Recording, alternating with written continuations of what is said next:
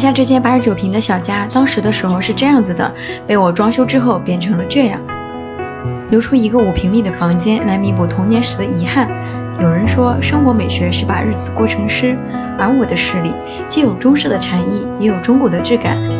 更重要的是，为女儿准备的5平米童话，小户型的智慧藏在每寸空间里。还有嵌入式衣柜，像是给空间施了隐身术，严丝合缝的设计让房间更整洁。这个粉色的床幔，我小时候在故事书里见过的模样。看着女儿在纱幔里睡着，就像守护着一个粉红色的梦。还有藏在墙上的空调里，当妈妈的都知道，孩子睡觉最怕空调直吹，只吹一晚上，第2天不是流鼻涕就是喉咙发干，做妈的特别心疼。所以我选了这款美的安睡空调 WF1， 它真的很贴心。开启无风感模式后，冷风被打散后，凉气会通过上千个微孔柔柔地散发出来，就像自然的微风，不会直接吹到宝宝。左右双翼出风系统实现左右中上出风，搭配1906个微孔导风板的温柔魔法，让吹出来的每一阵风都变得温柔。一键开启母婴模式，根据环境调节湿度、温度、黄金配比，配合 WF1 的 Echo 算法，降温快的同时也不费电。夏日炎炎，我的家中有一份独特的清凉美学，